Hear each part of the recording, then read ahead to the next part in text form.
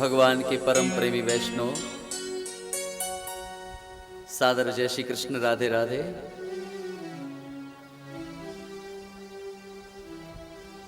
आज निस्संदेह परम सौभाग्य है कि भगवान की इस अमृतमयी दिव्य श्रीमद् भागवत की कथा का आस्वादन करने का अवसर, यूं कहें तो मानव जीवन को कृतार्थ करने का अवसर हम आपको प्राप्त हो रहा है।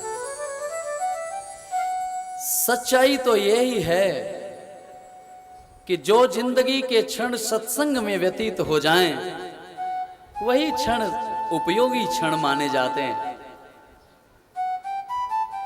बाकी के जो व्यतीत अन्य कार्यों में क्षण हैं, वो हैं उपयोगी।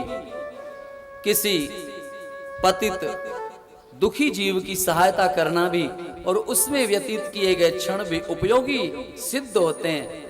लेकिन सत्संग में जितना भी समय निकलता है मेरे भाई बहनों, वो सारा समय बहुत उपयोगी होता है, क्योंकि यहां एक एक पल में कुछ ना कुछ सीखने का अवसर हमें आपको मिलता है। तो आइए, कल सायंकाल जब कथा का विराम हम आप ले रहे थे, तो हमने आपको इसी व्यासपीठ से निवेदन किया था कि गोकर्ण जी महाराज जब घर पधारते हैं तो अकाल मृत्यु से वो मृत धुंधकारी प्रेत योनि में जा गिरा और अपने कर्मों से ऐसा पतित हुआ कि वेश्याओं के द्वारा मारा गया, और उस मरे हुए प्राणी को वेश्याओं ने उसी के आंगन में गड्ढे के अंदर छुपाया। और गोकर्ण जी ने तीर्थयात्रा के अंदर ये बात पता चली तो उसके निमित्त पिंडदान भी किया, परंतु उसकी मुक्ति नहीं हुई। और आज गोकर्ण जी महाराज जब घर पधारते हैं तो प्रेत वो डराने लगा। तो गोकर्ण जी महाराज ने पूछा भी कि भाई तेरे लिए तो मैंने पिंडदान किए हैं, फिर भी तेरी मुक्ति क्यों नहीं हुई? तो जरा देखिए, उस समय उस प्रेत ने जो जवाब दिया है कि गया श्राद्ध शतेर नापी मुक्तिर मेना भविष्यति। गोकर्ण जी, आप मेरे रिश्ते में बड़े भाई भी हैं और संत भी हैं, और तीर्थयात्रा में संतों का समागम भी आपको प्राप्त हुआ है, परंतु मैं तो पतित जीव हूं, पर इतना जानता हूं कि मेरे कर्मों को मैंने बिगाड़ दिया, और कर्म जब बिगड़ गए तो फिर उसका प्रायश्चित इतना छोटा नहीं है।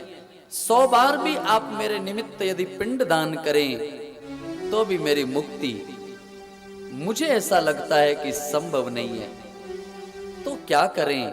तो मैंने आपको निवेदन किया था, नैमिषारण्य में ये बात श्री सूत जी महाराज सौनक आदि ऋषि मुनियों को भागवत के महात्म्य प्रकरण में सुना रहे हैं, और भगवान व्यास जी अपनी लेखनी से सुंदर सुंदर अति सुंदर ये भाव श्री भागवत जी में लिख रहे हैं। महर्षि वेदव्यास मुनि लिखते हैं कि जब गोकर्ण जी को पता चला कि मेरे पिंडदान का प्रभाव भी यहां झूठा पड़ गया, तो फिर उन्होंने भगवान भास्कर की उपासना किया, और भगवान सूर्य ने यह सत्य प्रकट किया कि इसके कर्म इतने बिगड़े हुए हैं कि इसके कर्मों का संशोधन कर इसको प्रेत योनि से मुक्ति दिलाने में यदि कोई सत्कर्म सक्षम है तो केवल और केवल श्रीमद् भागवत की कथा और कथा साप्ताहिकी ही इसके इस प्रेत योनि से निस्तारण करने में संभव प्रयास कर सकेगी। आप एक काम करिए कि यदि आप इसका उद्धार चाहते हैं, मोक्ष चाहते हैं, तो इसको निमित्त मानकर श्रीमद् भागवत का आयोजित करिए और मैंने आपको निवेदन किया था, ऐसा ही एक अत्यंत सुंदर मंडप बनाया गया और उस मंडप में एक व्यासपीठ का निर्माण हुआ और सारे नगरवासी विराजमान हुए और प्रेत आकर के बैठना चाहता है परंतु वो बैठ नहीं सका, तो उसके लिए आचार्यों ने एक 7 गांठ का बांस उस मंडप के अंदर लगा दिया और उस बांस के मध्य भाग में जो खाली जगह रहती है उस जगह में वो बैठ गया। महाराज, श्रीमद् भागवत की ये दिव्य कथा गंगा उस मंडप में प्रवाहित हुई।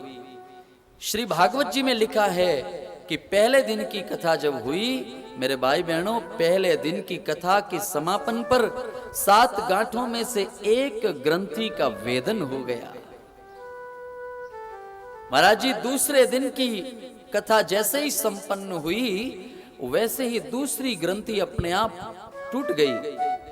ऐसे क्रमशः तीसरे दिन तीसरी, चौथे दिन चौथी, 5वें दिन 5वीं, फिर छठे दिन छठी और अंतिम 7वें दिन में जब 7वीं ग्रंथि टूटी तो महाराज उस बांस के 2 भाग हो गए और 2 भाग दोनों विपरीत दिशाओं में गिर गए और बीच से दिव्य रूप लेकर के वो प्रेत योनि में जो धुंधकारी कभी प्रेत बन गया था, आज वो दिव्य रूप लेकर के उस बांस के अंदर से प्रकट हो गया और पीत वस्त्र से सुशोभित जब दिव्य रूप लेकर के वो प्रकट हुआ महाराज, तो आकाश में एक विमान आने का संकेत मिलने लगा।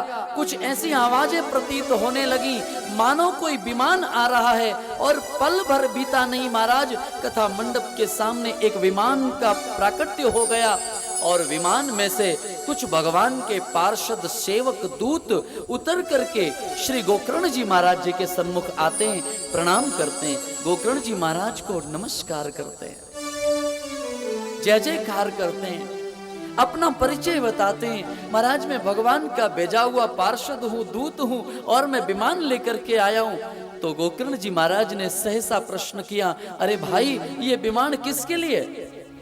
तो महाराज विष्णु दूतों ने जवाब दिया था कि भाई, ये विमान तो उस श्रोता के लिए है जिस श्रोता ने सच्चे मन से भागवत सुनी है।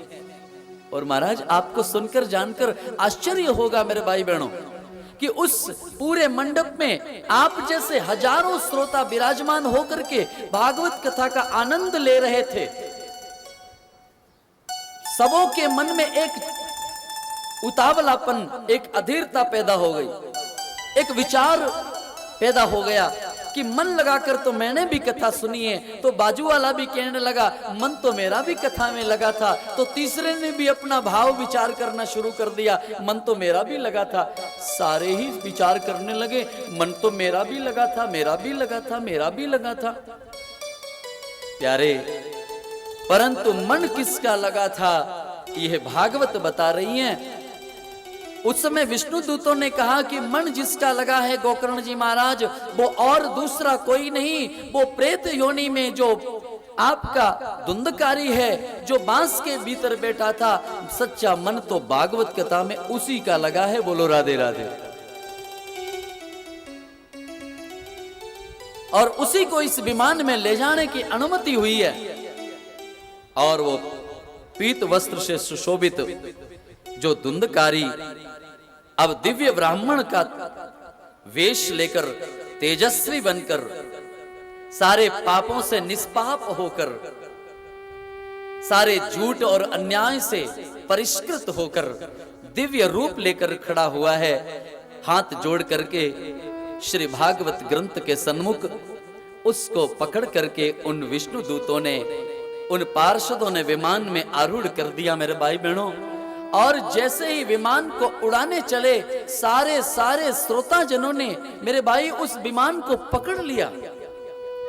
विमान को पकड़ करके सब एक बात कहने लग गए, ये कैसे हो सकता है महाराज, मैं भी इस विमान में चलूंगा। दूसरा बोलता है नहीं नहीं, मुझे भी इस विमान में जाना है। गोकर्ण जी का मन भी एक विचार में निमग्न होने लग गया इन सबों की बातें सुन करके, क्योंकि श्रोता तो समान भाव से बैठे थे, सबों ने बड़े मन से कथा सुनी है। परंतु विमान केवल और केवल एक क्यों आया, यह प्रश्न मन में बार बार उठ रहा है। तो मन रहा नहीं गया और उसी समय श्री गोकर्ण जी ने उन विष्णु दूतों से प्रश्न किया कि महाराज, आप विमान उड़ाने से पहले इस समाधान को देकर जाइए, मेरे प्रश्नों का उत्तर आपको देना पड़ेगा। बोलो गोकर्ण जी, क्या बात है, कौन सा ऐसा प्रश्न है, बताइए ना। तो गोकर्ण जी महाराज ने बड़ी सुंदर बात कही है और भागवत जी में महर्षि व्यास जी लिखते हैं, बड़े भाव से देखिए। श्री गोकर्ण उवाच कि अत्रैव बहवा सन्ति श्रोतारो मम निर्मलाः आनीतानि विमानानि न तेषां युगपत्कुतः कि श्रवणं समभागेन सर्वेषामिह दृश्यते फलभेदः कुतो जातः प्रब्रवन्तो हरिप्रियः। गोकर्ण जी महाराज हाथ जोड़ के विनम्रता से निवेदन करते, महाराज जी कृपा करिए, और आप कृपा बिना किए जा नहीं सकते, कृपा तो करना पड़ेगा, क्योंकि अगर आप आज चले गए तो लोग ये कहेंगे कि गोकर्ण ने पूरी भागवत का पुण्य अपने भाई के सगे होने के कारण पक्षपात की दृष्टि से धुंधकारी को ये भागवत दे दी है। मेरा नाम खराब नहीं होना चाहिए, क्योंकि वक्ता के लिए श्रोता में पक्षपात नहीं होता, श्रोता में कोई ऊंचा नीचा नहीं होता, क्योंकि महाराज वक्ता तो सूर्य की भांति होते हैं। जैसे सूरज अपनी रोशनी किसी अमीर व्यक्ति के लिए रिजर्व नहीं करता, जैसे कोई चांद अपनी शीतलता किसी गरीब या अमीर के लिए रिजर्व नहीं करता, वो समान भाव से जैसे चांद अपनी शीतलता हर एक को प्रदान करते हैं, जैसे सूर्य अपने प्रकाश से सारे विश्व को समान भाव से आलोकित करते महाराज जी, ऐसे ही श्रीमद् भागवत की कथा करने वाले व्यक्ति को किसी भी व्यक्ति का पक्षपात करना अनुचित माना जाता है। इसलिए महाराज कहीं सामाजिक दृष्टि से, कहीं लौकिक भाव से ये संवेदनाएं, ये ऐसे गलत सलत प्रश्न मेरे जीवन में ना खड़े हो जाएं। इसलिए आप मेरे प्रश्न का निवेदन श्रवण करिए और उसका समाधान अवश्य स्वीकार करिए। मुझे समाधान चाहिए, मुझे आपको ये प्रश्न करके उत्तर लेना है आपसे, आप कृपा करिए। तो बहुत ही निवेदन किया और महाराज उस समय उस निवेदन पर हमारे पार्षदों ने जो बड़ी अच्छी बात कही है, मैं निवेदन करूंगा आप सबको, जरा ध्यान देना। यहां भी हजारों की संख्या में आप सब बैठे हैं और इस भागवत कथा का आस्वादन कर रहे हैं, आनंद ले रहे हैं। दूरस्थ भी बैठ करके लोग आनंद ले रहे हैं। आप सबको भी मैं निवेदन करना चाहता हूं, क्योंकि देखना भागवत कथा में बैठ जाने मात्र से भागवत आपके जीवन को नहीं बदल देती। जरा ध्यान देना, भागवत कथा में बैठने की अपनी एक अलग कला होनी चाहिए। बोलो राधे राधे।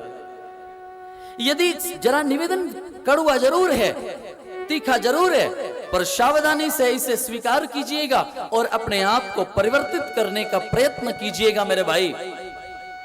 श्रीमद् भागवत की कथा सुनने का संकल्पी श्रोता कैसा होना चाहिए? और कुछ भले ना हो, पर उसके मन में संसार की तमाम वासनाओं का भाव नहीं होना चाहिए। जितने घंटे, जितने मिनट आप इस कथा मंडप में बैठे हैं, या किसी संत के चरणों में बैठे हैं, या किसी देवालय का दर्शन कर रहे हैं, या किसी अनुष्ठान, पूजा, जप, तप, नियम, संयम कर रहे हैं, उस समय सावधान रहें। आपके मन, वाणी, शरीर, इनका संयम रहना अत्यंत आवश्यक है। प्रेम से बोलो राधे राधे। अब मेरे भाई विचार करके देखो ना, यदि आप यहाँ बैठे हैं और आप यहाँ बैठे बैठे कहीं दूसरे व्यवस्थाओं में अपने मन को ले जाएं, तो ये बात तो अच्छी नहीं है ना। अब आप यहाँ बैठे हैं और आप यहीं बैठ करके आप इसी मंडप को श्री वृंदावन धाम या परम पवित्र नैमिषारण्य की पावन भूमि समझकर यहाँ बैठ करके आप ऐसा आनंद अनुभव लें तो जीवन की मंगलता कुछ और ही प्रकार की होगी। बोलो जय श्री कृष्ण। तो प्यारे ध्यान रहे, मन, वाणी और शरीर तीन का नियंत्रण, इन तीनों पर अंकुश आवश्यक है।